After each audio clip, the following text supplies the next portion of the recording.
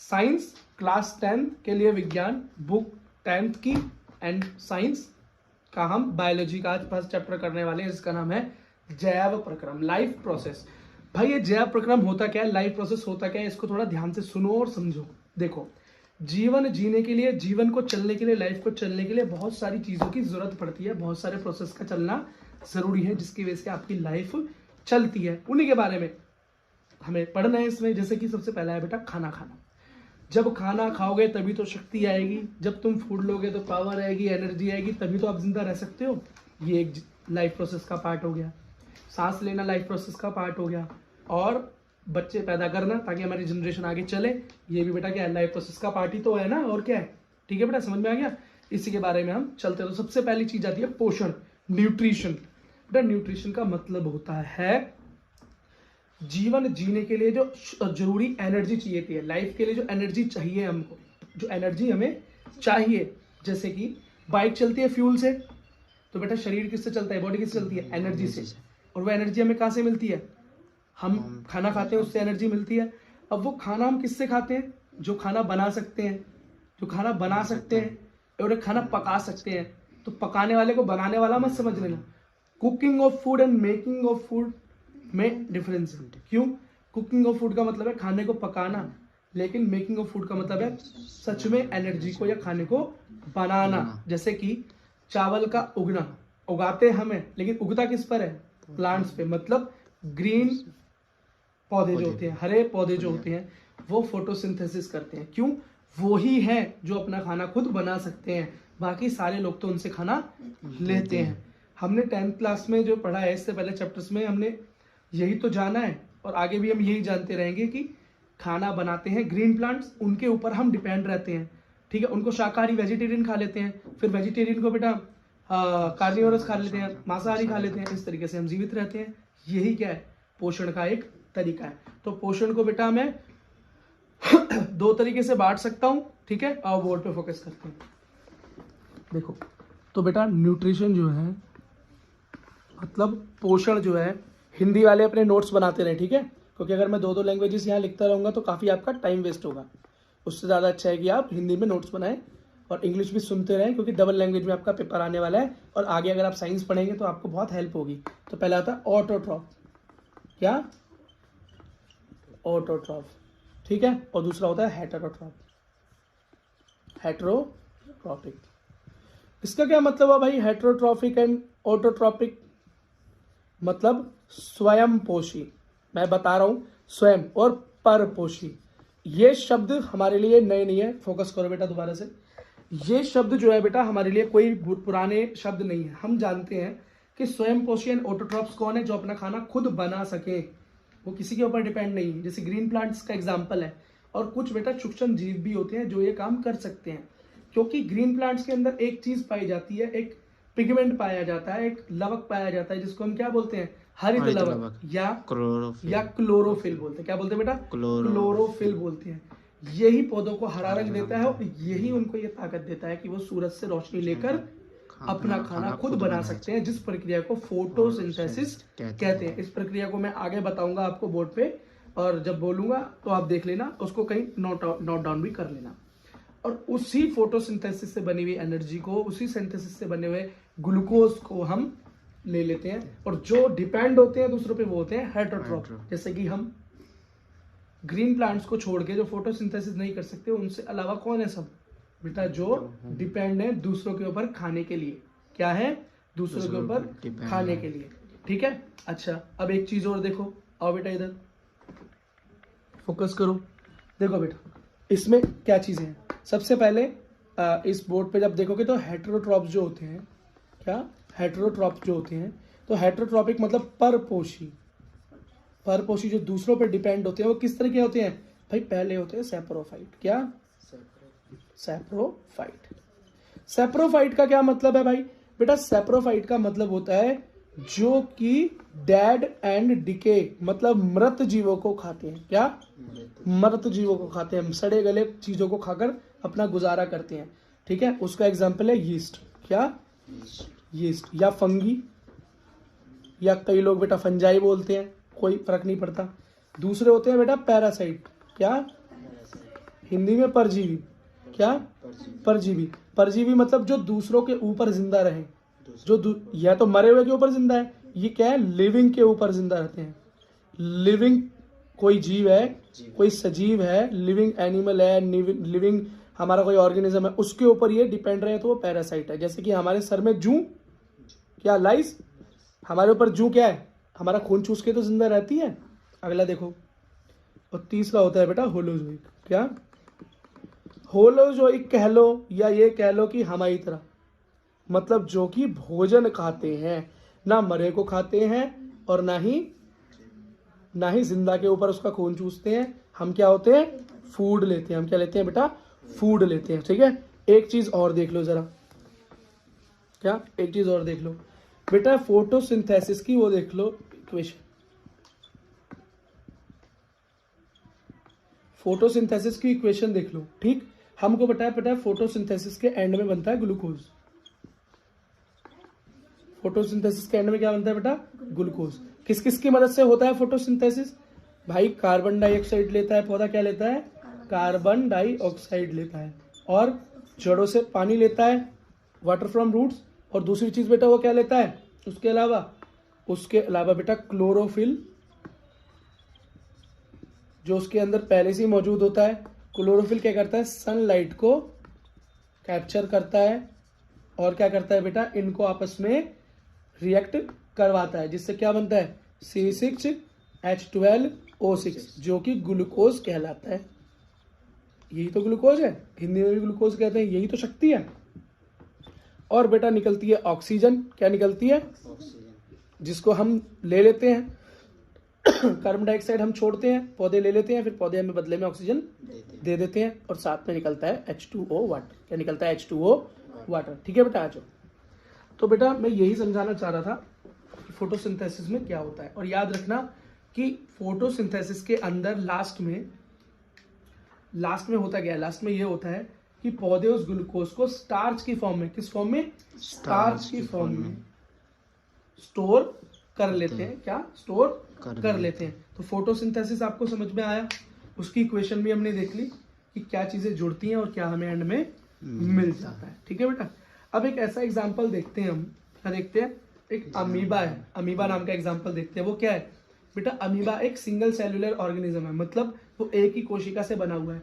वो अपना खाना किस तरीके से खाता है? उसके पास ना तो मुंह है, ना अंदर का डाइजेस्टिव सिस्टम है। उसके अंदर तो बेटा कोई छोटी आंत, बड़ी आंत नहीं है, कोई लार्ज इंटेस्टाइन नहीं है, कोई मुंह नहीं है, दांत नहीं है। तो वो खाना कैसे खाता है? क्योंकि अमीबा के बारे में हम 8वीं क्लास से पढ़ते हुए आ रहे हैं। अमीबा क्या होता है? एक ऐसा सूक्ष्म जीव, ऐसा सिंगल सेलुलर ऑर्गेनिज्म जिसको बेटा हम सूक्ष्मदर्शी की मदद से या माइक्रोस्कोप की हेल्प से ही देख सकते हैं, नहीं तो उसको देखना मुश्किल है, उसे देखना मुश्किल है। ठीक है, तो मैं अमीबा का चित्र बनाकर आपको जरा दिखा देता हूँ, या ऐसे बना हुआ चित्र भी है हमारे पास। ये देखो,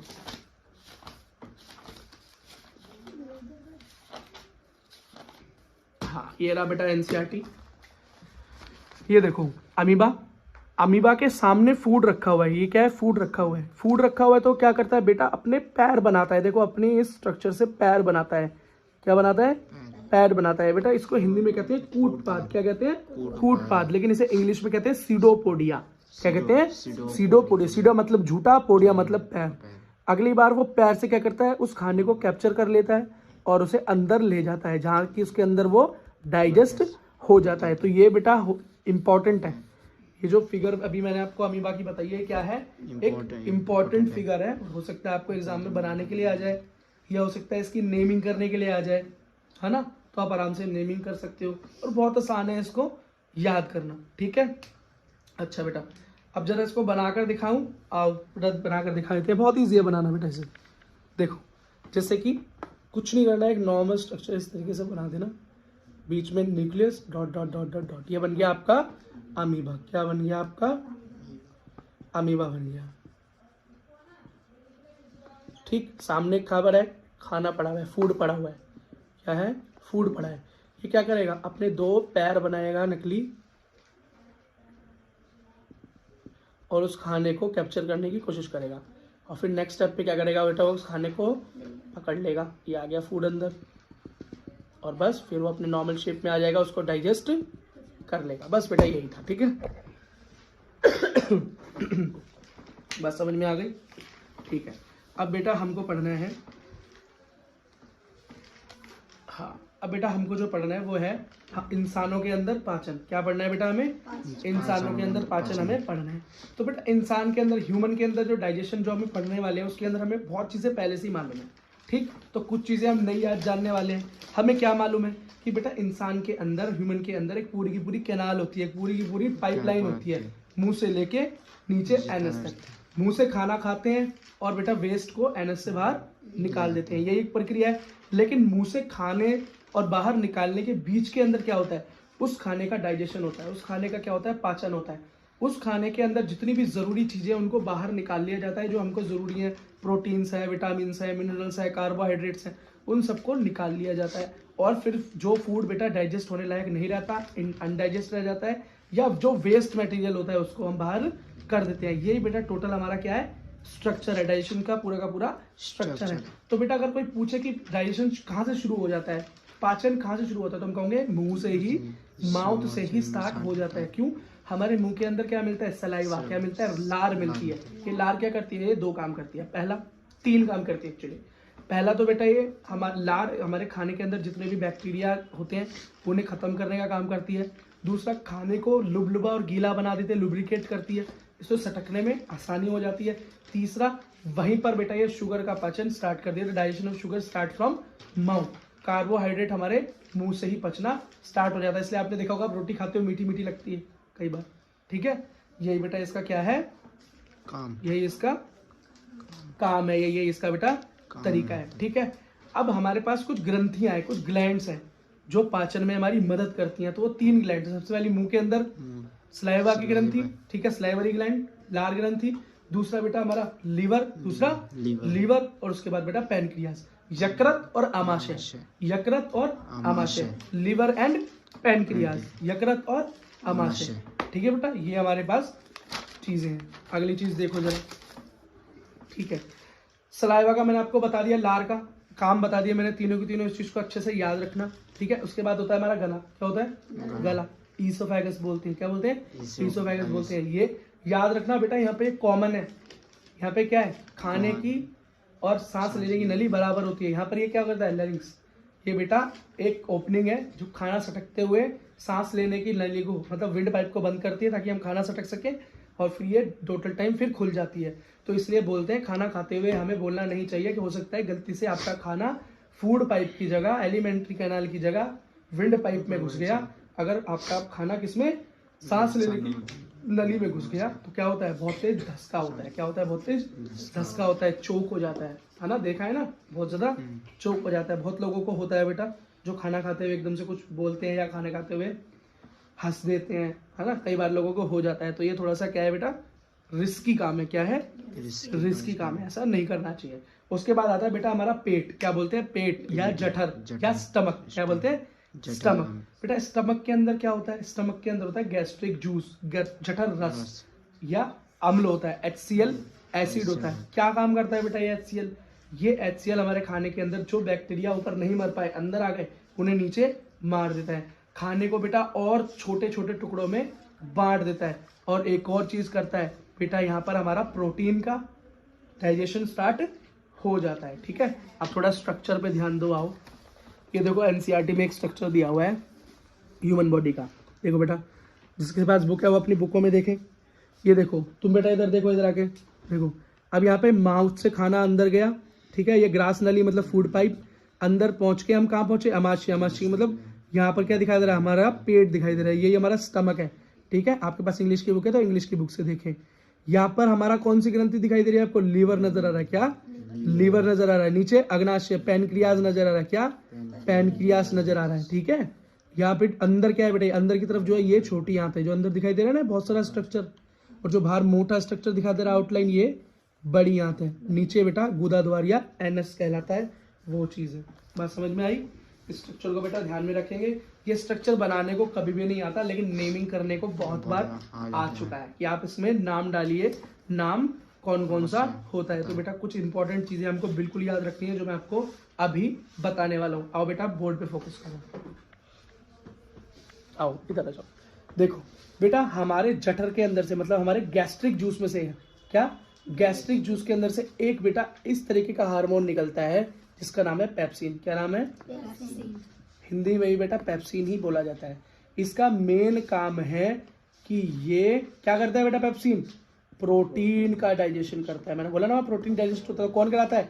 पेप्सिन करवाता है। आपसे हो सकता है ये सवाल भी पूछ लिया जाए कि प्रोटीन को पचाने का काम कौन करता है, तो आप बोलोगे पेप्सिन करता है। और एक बात याद रखना, पेप्सिन को प्रोटीन पचाने के लिए अम्लीय मतलब एसिडिक एनवायरनमेंट की जरूरत पड़ती है, मतलब अम्लीय एनवायरनमेंट, और वो कौन दे देता है? पेट में मौजूद HCl, जठर रस। पेट में क्या है? HCl, अम्ल।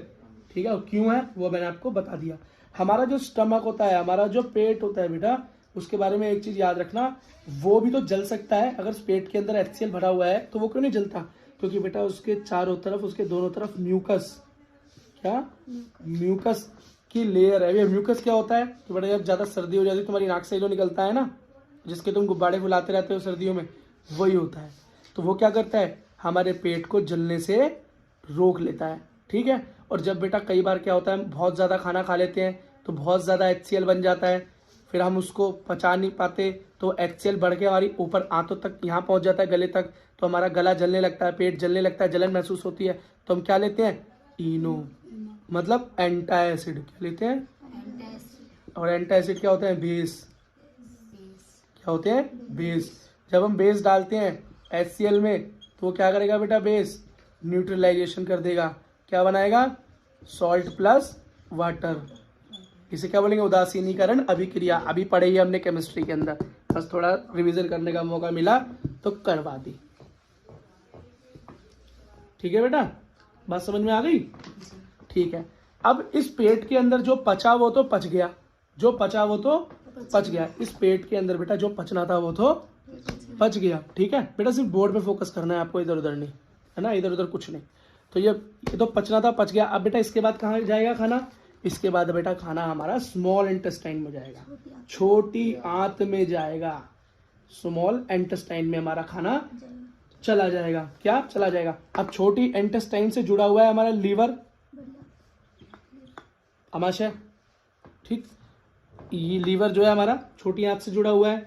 ठीक है, क्या जुड़ा हुआ है, इस बात को याद रखना। दूसरा पैनक्रियाज, अग्नाशय नीचे, अग्नाशय, वो भी बेटा देखो इस स्ट्रक्चर को, वो भी इसी से जुड़ा हुआ है। दोनों चीजें उससे क्या है? जुड़ी हुई है। ठीक है, अब लीवर से बेटा एक चीज इसके अंदर से निकलती है खाना, जब उससे निकलता है बेटा बाइल जूस। क्या निकलता है?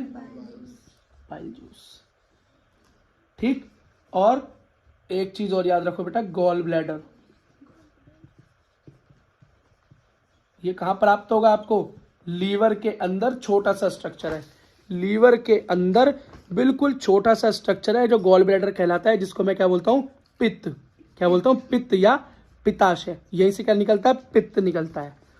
ये पित्त और पित्ताशय आपने देखा आजकल इसमें बहुत पथरी वथरी हो जाती है। ठीक है, समझ रहे हो? ये गॉल ब्लैडर करता क्या है? ये बाइल जूस बेटा करता क्या है? ये बेटा डाइजेशन करता है फैट का। किसका? फैट, वसा। वसा को डाइजेस्ट करता है। किसको डाइजेस्ट करता है?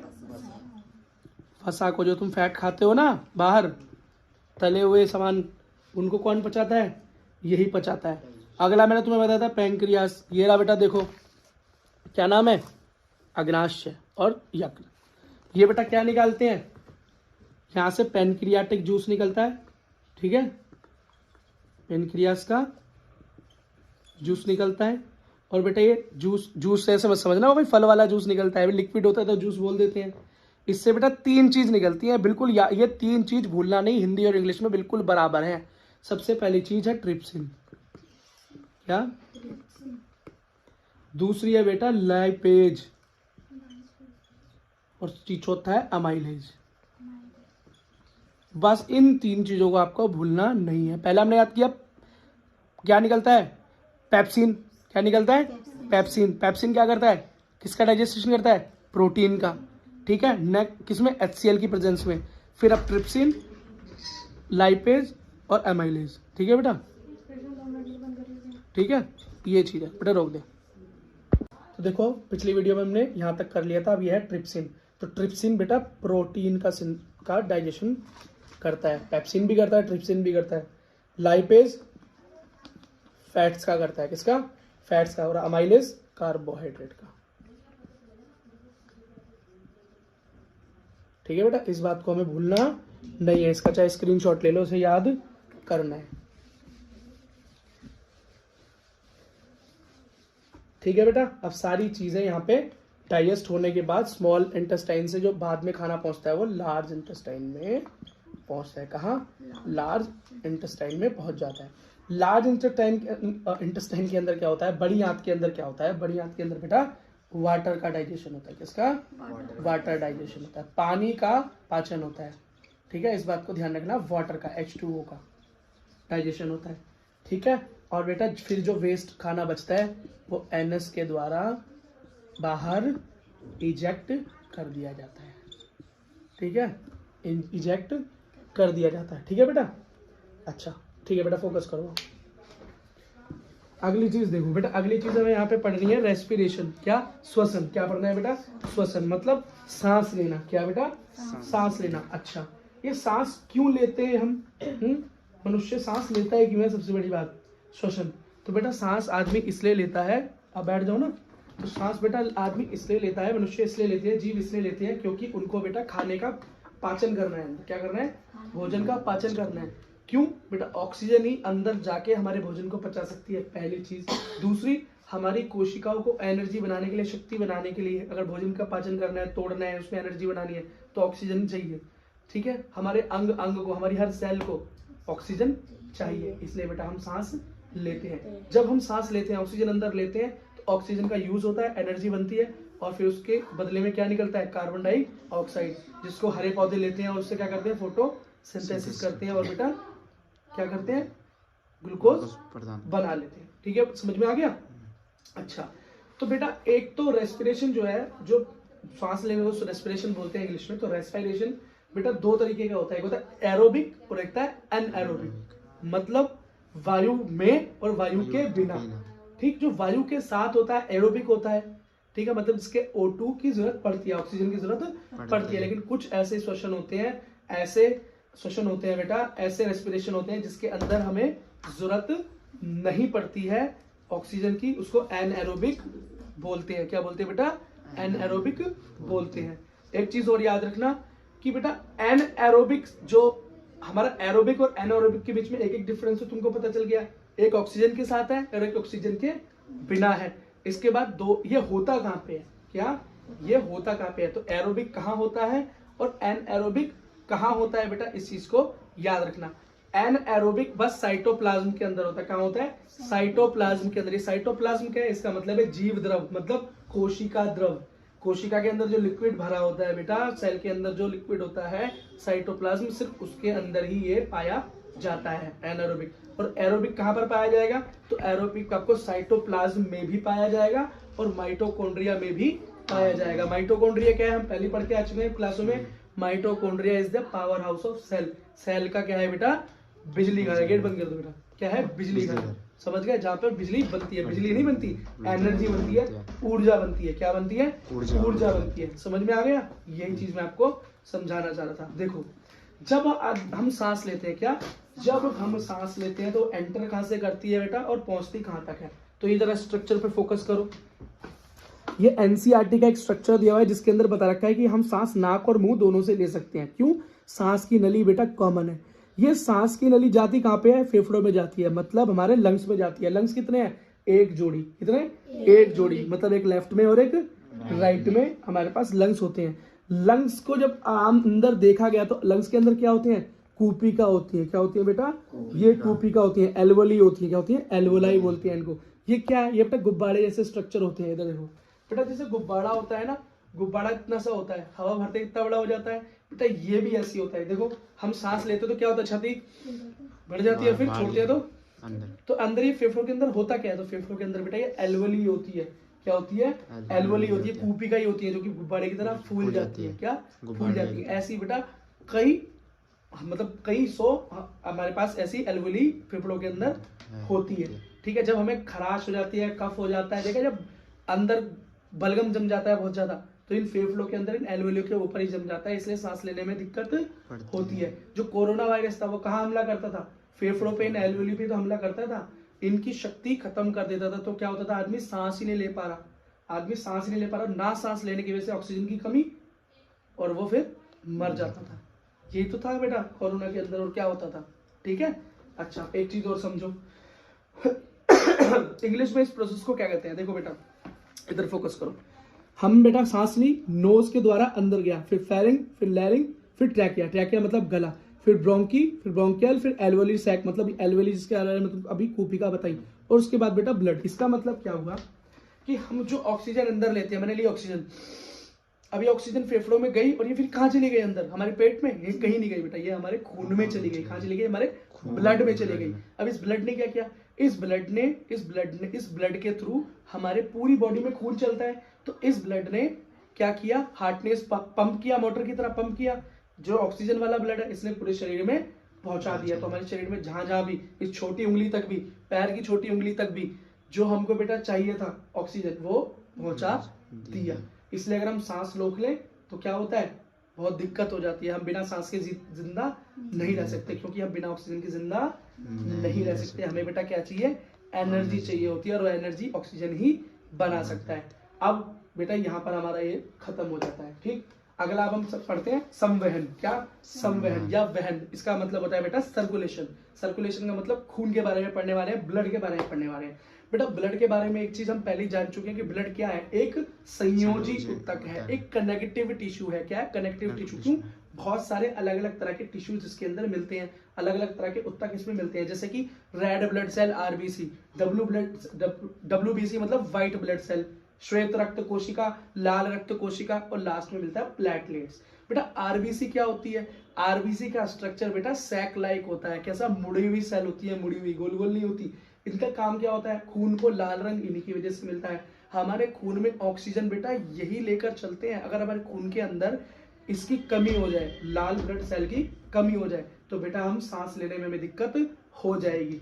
जो लोग पहाड़ों में रहते हैं उन लोगों के गाल लाल क्यों होते हैं, क्योंकि बेटा उनके अंदर आरबीसी मतलब लाल रक्त कोशिकाओं की बहुत ज्यादा क्या होती है, बहुत ज्यादा मात्रा में पाए जाते हैं, इसलिए वो लाल होते हैं। क्यों, क्योंकि बेटा उनको ऑक्सीजन अधिक मात्रा में चाहिए होती है। वो क्यों, क्योंकि बेटा पहाड़ों पे चलते हुए उनको ज्यादा काम, ज्यादा मेहनत करनी पड़ती है। देखा है हमारे यहाँ के आदमी वहां पर जाके क्या करता है, हाफने लगते हो। आप कहीं पहाड़ों पे तो क्या करते हो, हाफने लगते हो। लेकिन वहीं का जो नेटिव आदमी होगा वो क्या करेगा, सामान लेके एकदम चढ़ता हुआ चला जाएगा, और आप देखते रह जाओगे उसको। ठीक है, पहाड़ पे ऑक्सीजन, हाँ, और पहाड़ों पे बेटा ऑक्सीजन की भी ऊपर ऊंचाई पे कमी होती है। तो हमारे सेल के अंदर, हमारा ब्लड के अंदर जितना आरबीसी ज्यादा होगा उतना ही शक्तिशाली हमारा रेस्पिरेशन सिस्टम होगा। दूसरा डब्ल्यूबीसी मतलब श्वेत रक्त कोशिका, इनका काम क्या होता है, हमारे शरीर में आने वाले रोग मतलब पैथोजन से फाइट करना, हमारी बॉडी को रोगों से लड़ना, मतलब इन्फेक्शन से लड़ने में जो मदद करता है वो डब्ल्यूबीसी होता है। लास्ट होता है बेटा प्लेटलेट्स। प्लेटलेट्स का मतलब क्या होता है, प्लेटलेट्स क्या करती है, जहां पर हमें चोट लग जाए और खून बहे तो ये खून का थक्का जमा देती है, ब्लड की क्लोटिंग कर देती है, वहां पे खुरन जमा के उसको रोक देती है, उस घाव को भरने में मदद करती है। इसको बेटा क्या बोलते हैं, हिंदी में लसीका बोलते हैं। क्या बोलते हैं, लसीका बोलते हैं। तो बेटा खून का काम समझ में आया। खून का काम क्या है, खून बेटा ऑक्सीजन को पूरे शरीर में पहुंचाता है, हमारे शरीर को लड़ने में मदद करता है। किससे, रोगों से लड़ने में मदद करता है, बीमारियों से लड़ने में मदद करता है, हमारा इम्यून सिस्टम स्ट्रॉन्ग करता है। दूसरा, हमारे घाव भरता है, और जब हम खाना खाते हैं और उससे जो एनर्जी बनती है बेटा, उस ऊर्जा को, उस एनर्जी को पूरे शरीर में पहुंचाने का काम भी खून ही करता है। और जो हम अंदर गंदगी पैदा करते हैं, जैसे कि CO2 कार्बन डाइऑक्साइड, तो जैसे मैंने सांस ली तो ऑक्सीजन अंदर गई, अब मैं बाहर क्या करूंगा, जो मैं बाहर फेंक रहा हूँ ये क्या है, ये बेटा वो यूज की हुई ऑक्सीजन है, ये यूज हो गई, अभी क्या बन गई, कार्बन डाइऑक्साइड बन गई। तो खून क्या करता है, पूरे शरीर से इसे इकट्ठा करके हमारे फेफड़ों के पास वापस ले आता है, फेफड़ों में डाल देता है, फेफड़े क्या करते हैं, इसे बाहर मतलब बाहर छोड़ देते हैं। ये बेटा खून का पूरा काम है। बात समझ गए। अब बेटा दिल का क्या काम है, हार्ट का क्या फंक्शन है, तो इस खून को पूरे शरीर में चलाना। देखा है तुम्हारे घर में मोटर लगी होती है, बटन दबाते हो तो पानी ऊपर से नीचे पहुंच जाता है, टैंक तक पहुंच जाता है। तो ये खून का पूरे शरीर में चलाने का काम हमारा दिल ही करता है, हमारा हार्ट ही करता है। ये कैसा बना हुआ है, अगर मान लो हार्ट एक मकान है तो उसके अंदर 4 कमरे हैं। कितने, 4 कमरे हैं। क्या है, 4 कमरे। ऊपर वाला जो फ्लोर है, क्या है, ऊपर वाला जो फ्लोर है, इसको कहते हैं बेटा अलिंद। क्या बोलते हैं, अलिंद। और इंग्लिश के अंदर बोलते हैं बेटा एट्रियम। क्या बोलते हैं? एट्रियम। और नीचे वाला जो फ्लोर है, क्या नीचे वाला जो फ्लोर है उसको बोलते हैं निलय। क्या बोलते हैं? निलय। और बेटा इसे इंग्लिश में बोलते हैं वेंट्रिकल। क्या बोलते हैं? वेंट्रिकल। ऊपर वाले फ्लोर पे भी दो कमरे हैं, सॉरी ऊपर टोटल 4 कमरे हैं घर में। ऊपर वाले फ्लोर में 2 कमरे, नीचे वाले में भी 2 कमरे। ठीक, एक इस तरफ एक इस तरफ, मतलब एक सीधे हाथ पे और एक उल्टे हाथ पे। आओ बेटा बोर्ड पे फोकस करो आप। तो देखो, अगर ये मानो ये दिल है, नॉर्मल ऐसे मान लो किसी ने बना के नहीं दिखाया होगा आपको, ऐसा मैं ऐसा बना के दिखा रहा हूँ गोल गोल, ठीक है। तो ये मान लो ये 4 कमरे हो गए, ठीक है। ऊपर वाला पोर्शन क्या है? अलिंद, मतलब एट्रियम। और नीचे वाला पोर्शन क्या है इन दोनों कमरों का? निलय, मतलब वेंट्रिकल। ऐसा दिल पेपर में मत बना के आना, समझाने के लिए, ठीक है। तो बेटा ये क्या है? राइट। ये वाला पोर्शन कैसा है? राइट, मतलब सीधे हाथ पे। और ये वाला लेफ्ट, मतलब उल्टे हाथ पे। तो हम ऊपर वाले को क्या बोलेंगे? इसको बोलेंगे हम लेफ्ट एट्रियम, मतलब उल्टे हाथ पे अलिंद, दाया अलिंद और बाया अलिंद। तो राइट को क्या बोलते हैं बेटा? दाया। और लेफ्ट को बाया। तो बेटा ये नाम तुमको अजीब नहीं लगेंगे दिल के पढ़ते हुए। और दिल के 4 कमरे भी अभी मैं तुम्हें फोटो के अंदर दिखा दूंगा कहाँ है, ठीक है। तो क्या हो गया? लेफ्ट एट्रियम, लेफ्ट वेंट्रिकल, बाया अलिंद, बाया निलय, राइट एट्रियम और क्या हो गया? लेफ्ट राइट वेंट्रिकल, मतलब दाया अलिंद और दाया निलय। इस तरीके से बेटा ये स्ट्रक्चर है। अब जरा एनसीईआरटी में देखते हैं क्या कह रहा है। ये देखो बेटा दिल का चित्र, देखो ये देखो पूरा दिल है, ये पूरा हार्ट है। ये देखो बेटा इसके अंदर ये बीच में लाइन दिखाई दे रही है ना, ये जुड़ी हुई यही है बेटा इस कमरे, इसको सेपरेट करने वाले। तो नीचे वाला क्या है? ये वेंट्रिकल। ऊपर वाला क्या है? एट्रियम, मतलब अलिंद और निलय हो गया। इधर वाला कैसे हो गया तुम्हारा? लेफ्ट। और इधर वाला कैसे हो गया तुम्हारा? राइट। समझ में गया? Left and right. समझ में आ रही है बात? और ये देखो ये ऊपर का हिस्सा, ये इस तरफ और ये इस तरफ और ये इस तरफ, यही समझाना चाह रहा था बेटा, ठीक है। दिखाओ बेटा। तो अब हार्ट का काम मैंने तुम्हें बता दिया, एक मोटर की तरह, पंप की तरह काम करता है, मतलब पूरे शरीर में खून को घुमाता है, पूरे शरीर में घुमाता है, फिर फेफड़े के पास ले जाता है। फेफड़ों के अंदर क्या करता है? कार्बन डाइऑक्साइड होती है तो उसको फेफड़ों को दे देता है, और फिर उसके बाद ऑक्सीजन फेफड़े से ले लेता है और ऑक्सीजन पूरे शरीर में पहुंचा देता है। समझ गया? ये बेटा ब्लड का काम है। हाँ, तो ये बेटा ब्लड का काम है। अच्छा, एक होती है बेटा धमनी, एक होती है शिरा। एक होती है बेटा आर्टरी और एक होती है वेन। एक धमनी, एक शिरा, एक आर्टरी और एक वेन। आर्टरी और वेन के अंदर समझ लो बेटा, आर्टरी जो होती है, आर्टरी उसके अंदर बेटा क्या होगा? धमनी में, आर्टरी में हमेशा ऑक्सीजन वाला ब्लड, दिल से ऑक्सीजन का ब्लड जो साफ होकर जो खून निकलेगा शरीर के लिए, वो आर्टरी से ही निकलेगा, वो धमनी से निकलेगा। तो जो धमनी से निकलता है उसको बोलते हैं महाधमनी। क्या बोलते हैं? महाधमनी या ऑर्टा। क्या बोलते हैं? ऑर्टा। और वो कहाँ आती है? सीधा उल्टे हाथ में आती है। कहाँ आती है? उल्टे हाथ में आती है और इस वाली उंगली में जुड़ जाती है। वो गलत बता दी, कौन सी उंगली होती है यार? वो ये वाली फिंगर, सॉरी वो मिडिल फिंगर बता दी, ये वाली फिंगर होती है, ठीक है, ये वाली फिंगर होती है। देखा ना, इसके अंदर वो पहनाते हैं रिंग। क्यों पहनाते हैं? क्योंकि ये नस सीधा दिल से जुड़ी होती है, इसलिए पहनाते हैं। ये बात तो समझ में आ गई। ये देखो नस क्यों काटते हैं, ये देखो एट्रियम, इसे क्यों काटते हैं लोग? क्योंकि इसी से सारा ऑक्सीजनेटेड ब्लड हमारे खून में रहता है, इसे हम काट देते हैं, काम का खून बाहर निकलता है, आदमी की दम घुटने से, ऑक्सीजन की कमी से मौत हो जाती है और कई केसेस में हार्ट फेलियर भी हो जाता है। ठीक है बेटा, चलो वो मिडिल फिंगर वाला थोड़ा सा मीम मत बना देना उसका। ये वाली उंगली थी ना? हाँ बेटा, ठीक है। अगला क्या है? धमनी हो गई। शिरा, शिरा क्या करेगी बेटा? शिरा हमारा, अब जैसे इसके अंदर ऑक्सीजन वाला खून, तो इसके अंदर क्या है? कार्बन वाला खून। ये क्या करेगा? कार्बन वाला खून। एक के अंदर ऑक्सीजन वाला खून तो दिल से लेकर जाएगी और एक कार्बन वाला खून दिल तक लेकर आएगी। बात समझ में आ गई?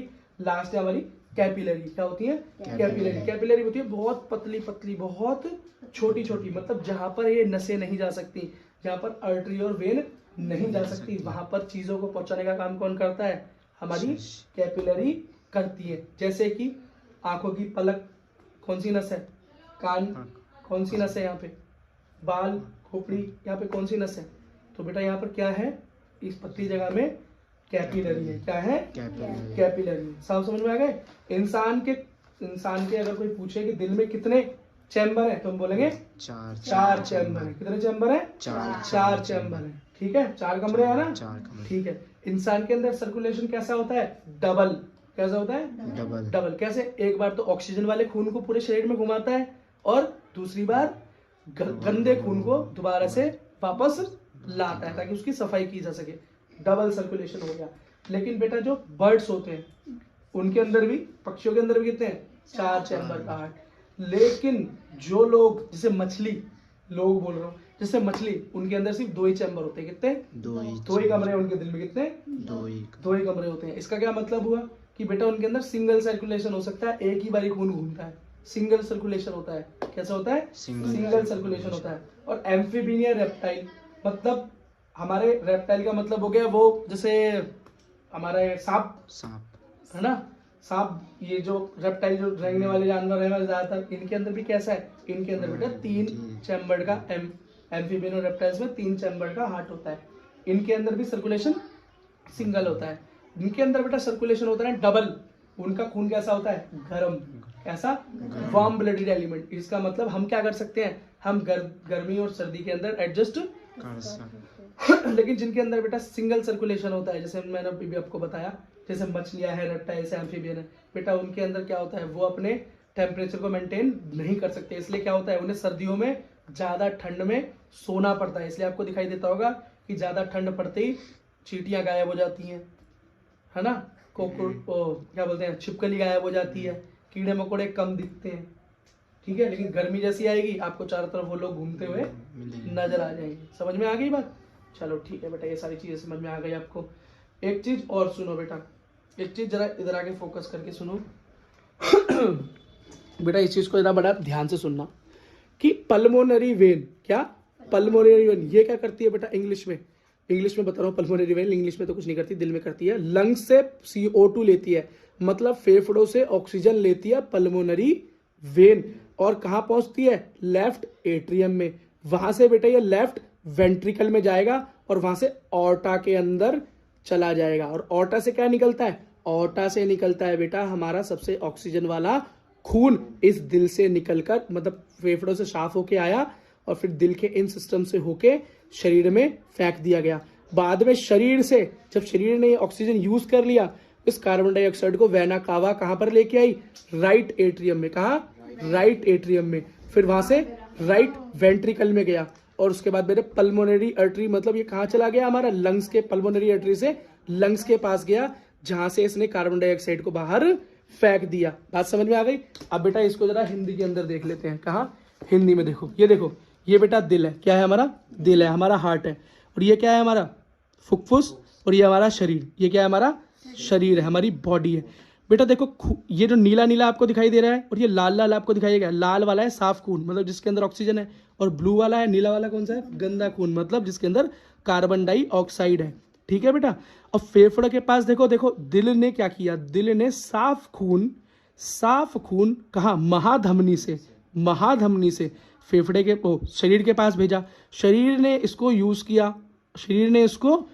किया और इसको यूज करके कार्बन डाइऑक्साइड बना दी। तो फिर ये खून महाशिरा से बेटा सीधा कहाँ चला गया? हमारे हार्ट के अंदर चला गया। फिर इस हार्ट ने एकदम फिर पिचका, ये पिचकता है और खुलता है तो खून अंदर खींचता है, पिचकता है तो बाहर फेंकता है, लप डब। ठीक है, धक धक, सुनते हो ना? ठीक है। तो बेटा धक धक किसी को देख के नहीं होती, धक धक किस वजह से हो रही होती है? हाँ, तो जब भागते हो तो तेज होता है ये काम। अब बेटा ये क्या करता है? इसको दोबारा से ऊपर फेफड़े के पास भेज देता है। कहाँ भेज देता है? फेफड़े के पास भेज देता है। इसको बोलते हैं फुफ्फुस धमनी। कौन सी? फुफ्फुस धमनी जब फेफड़े के पास पहुंचाती है, फेफड़ा क्या करता है बेटा? इस खून को साफ करता है। कैसे करता है? इसकी कार्बन डाइऑक्साइड को ले लेता है और इसमें ऑक्सीजन भर देता है। फिर वो ऑक्सीजन बेटा फुफ्फुस शिरा से दोबारा से हमारे हार्ट में एंटर हो जाती है। यही था बेटा। अब एक चीज और समझो बेटा, इधर बैठो, कि बेटा जो ब्लड होता है, जो इसका एक प्रेशर है, जिस प्रेशर पे हमारा जो खून चलता है शरीर में, उसका एक क्या है? एक प्रेशर होता है। क्या होता है? एक प्रेशर होता है। कम से कम प्रेशर होता है बेटा इसका 80, और ज्यादा से ज्यादा इसका प्रेशर हो सकता है 120। ठीक है, पारा लगा होता है, पारा, पारा क्या होता है बेटा, थर्मामीटर के अंदर जो गोल गोल बबल आ रहा होता है, वो बबल लगा होता है, ऊपर नीचे चलता है, वही रेटिंग बताता है। अगर किसी का 80 से नीचे हो तो हम बोलते हैं बीपी लो है, ब्लड प्रेशर लो है, और रक्तचाप भी बोलते हैं हिंदी में। और 120 से ज्यादा है तो बोलते हैं रक्तचाप ज्यादा है, मतलब बीपी ज्यादा है। बात समझ में आ गई? ठीक है बेटा, अब हम चलते हैं, हमने इंसानों के बारे में पढ़ लिया, अब हम चलते हैं बेटा पादपों के बारे में, मतलब पेड़ों के बारे में। क्या पेड़ों के अंदर भी कुछ चीजें इस तरह से चलती हैं? बिल्कुल चलती है, पर बेटा पेड़ों के पास कोई डाइजेस्टिव सिस्टम नहीं है, कोई फेफड़े, लंग्स नहीं है। वहां पर क्या है? वहां पर तो दो ही काम करने हैं, जड़ों से पानी पत्तियों तक पहुंचाना है, पत्ती में फोटोसिंथेसिस, प्रकाश संश्लेषण होगा, वहां जो भोजन बनेगा, वहां जो एनर्जी बनेगी, उसको पौधे में सारी तरफ पहुंचाने का काम होता है। ये दो काम होते हैं। तो बेटा उसमें एक चीज होती है जाइलम और दूसरी होती है फ्लोएम। यही दो टिश्यूज उसके अंदर ये काम करते हैं। तो पहला जाइलम का काम होता है पानी को जमीन से या जड़ से अपवर्ड्स, ऊपरी मोशन करना, ऊपर की तरफ मोशन करते हैं, ऊपर की तरफ गति करते हैं और पत्तियों तक पहुंचा देते हैं। और फिर पत्तियों में बने खाने को हम पूरे शरीर में कौन पहुंचाता है? हमारे पौधों के, वो है बेटा फ्लोएम। क्या है? फ्लोएम। तो जा से जल, जा से जाइलम, इस तरीके से याद आप कर लेना, बहुत आसान है। ठीक है बेटा, अब एक लास्ट चीज हम पढ़ने वाले हैं, इंसानों के अंदर एक्सक्रीशन। क्या? एक्सक्रीशन। एक्सक्रीशन का मतलब होता है मानवों में उत्सर्जन। मतलब हमारे शरीर में जो गंदगी बनती है, पहले देखो दो तरह की गंदगी तीन तरह की बन गई। पहली तो जो अनडाइजेस्टेड फूड था वो हमने बेटा खाने वाले सिस्टम से बाहर कर दिया। दूसरा, जो सांस के अंदर हमने गंदगी बनाई वो हमारी फेफड़ों ने बाहर कर दी। और अब तीसरी गंदगी होती है जो पीने से आती है। क्या? पीने से आती है, या और तरीके से जो हमारे अंदर गंदगी बाहर नहीं निकल सकती, वो निकलती है बेटा हमारी किडनी के द्वारा। किसमें? किडनी के द्वारा। इसको वृक्क कहते हैं। क्या कहते हैं हिंदी में? वृक्क कहते हैं। किडनियां कितनी होती हैं? किडनी में एक जोड़ी होती है। कितनी होती है? एक जोड़ी होती है। एक इधर पीछे की तरफ। तो आदमी बोलते हैं ना, आदमी एक किडनी पे भी जिंदा रह सकता है, इसका मतलब दो होती होंगी तभी तो एक पे जिंदा रह सकता है, एक डोनेट दे देता है तो। ठीक है बेटा, किडनी का काम क्या होता है? एक्चुअली हमारे शरीर के अंदर बहुत सारे और भी ऐसे तत्व बनते हैं जो हमारे लिए जरूरी नहीं है। उसके अंदर है बेटा यूरिया या यूरिक एसिड और अमोनिया। ये हमें हमारे शरीर के अंदर नहीं चाहिए, ये होती है गंदगी। तो इन्हें हमें बाहर निकालना है। क्या निकालना है? बाहर निकालना है। तो इन्हें बाहर निकालने का रास्ता होता है पानी के द्वारा। तो जो हम जल पीते हैं वो जल क्या करता है? इस शरीर की इस गंदगी को नीचे लेकर जाता है, और हमारे किडनी जो होती है, किडनी जो वृक्क होता है, ये बेटा पानी को छानता है और उतना ही पानी बाहर करता है जिसमें वो गंदगी बाहर चली जाए। इतना भी नहीं कि पूरे शरीर का पानी बाहर कर दे। और एक बात देखो, जब पानी बेटा ऊपर से नीचे आता होगा तो अपने साथ खाली गंदगी तो लाता नहीं होगा, कुछ काम की चीजें भी ले आता होगा। जब पानी पेट से होके जा रहा है तो हो सकता है आपकी प्रोटीन, विटामिन, मिनरल, है ना, बहुत ऐसी चीजें वहां पर ले जाता होगा। तो उन चीजों को रोकना, उन चीजों को पहचान कर किडनी क्या करती है? रोक लेती है। ठीक है, और बाकी गंदगी को बाहर जाने देती है। तो इतना स्मार्टली बेटा किडनी काम करती है। जैसे फेफड़ों के अंदर एल्वोली थी, क्या थी? एल्वोलाई थी। फुफ्फुस के अंदर क्या था? छोटी छोटी कूपिकाएं थी। इसी तरीके से नेफ्रॉन के अंदर, सॉरी किडनी के अंदर जो तत्व होता है उसे हम नेफ्रॉन कहते हैं। क्या कहते हैं? नेफ्रॉन कहते हैं। आओ बेटा नेफ्रॉन का चित्र देखते हैं। ये देखो, ये बेटा नेफ्रॉन का चित्र दिया हुआ। क्या दिया हुआ है? चित्र। यहाँ पर ये गोल संरचना जो है इसे बामन कैप्सूल बोलते हैं या बामन संपुट बोलते हैं। क्या? या बॉमन्स कैप्सूल इंग्लिश में कहते हैं। यहाँ पर बेटा वो चीजें इकट्ठी होती हैं जो पूरे शरीर से आकर आती हैं। फिर बेटा इस नलिका के अंदर ऊपर से नीचे जग जाने में पूरा बेटा एक एक चीज को देखा जाता है, एक एक चीज को कंसंट्रेशन के हिसाब से सिलेक्ट किया जाता है कि क्या चीज काम की और क्या चीज नहीं है। और बेटा बाकी वेस्ट मटेरियल को बाहर कर दिया जाता है। इसमें बहुत ज्यादा डिटेल में जाने की जरूरत नहीं है, इसकी डिटेल बेटा 11th क्लास में काफी ज्यादा है। एक चीज सुनने की जरूरत है, यहाँ पर एक ये क्रियाकलाप के उसमें रखा है कि ये भी जानते हैं क्या बेटा, जब किसी की अगर किडनी खराब हो जाए, क्या तो इसका मतलब उसके खून की गंदगी, उसके शरीर की गंदगी तो बाहर जा नहीं पाएगी। इसका मतलब वो गंदगी अंदर जमा होगी, मतलब वो बीमारी हो जाएगी। तो हम क्या करते हैं, इस तरह का आदमी बेटा बाहर जाकर डायलाइसिस करवाता है, मतलब किसी मशीन में अपना खून साफ करवाता है। शरीर का खून बाहर जाता है, बाहर वो छनता है और फिर अंदर आता है। लेकिन वो प्रोसेस बेटा जिंदगी भर काम नहीं आ सकता, क्योंकि जितनी अच्छी तरीके से किडनी काम कर सकती है मशीनें काम नहीं कर सकती। और किडनी अपना काम बेटा 24 घंटे कर रही होती है, पर मशीन पे तो आदमी कुछ घंटे के लिए जा सकता है। ठीक है, तो इसलिए उस तरह के आदमी का जीवन बेकार हो जाता है। तो आप अपनी किडनी का ध्यान रखें, ज्यादा पानी पिएंगे तो आपकी किडनियां खराब नहीं होंगी। क्या? और बाहर का कम खाएंगे तो आपकी किडनियां खराब नहीं होंगी। और बेटा जो लोग पानी ज्यादा नहीं पीते हैं उनके मिनरल्स, उनके कैल्शियम वगैरह ये सारी चीजें और गंदगी बेटा बाहर नहीं निकल पाती, वो कूड़ा जैसे हमारी नाली में इकट्ठा होकर नाली को जाम कर देता है, इसी तरीके से किडनी में वो कूड़ा इकट्ठा होकर पथरी का स्टोन का रूप ले लेता है। ये आपके कोर्स में नहीं है पर मैं आपको एक्स्ट्रा बता रहा हूँ, वो स्टोन का रूप ले लेता है और ना पानी ज्यादा पीने वालों की बेटा फिर किडनी का ऑपरेशन करना पड़ता है या कई बार वो किडनी फट जाती है या फेल हो जाती है। ठीक है बेटा, आई होप आप ऐसा नहीं करेंगे और इसी के साथ ये चैप्टर समाप्त होता है।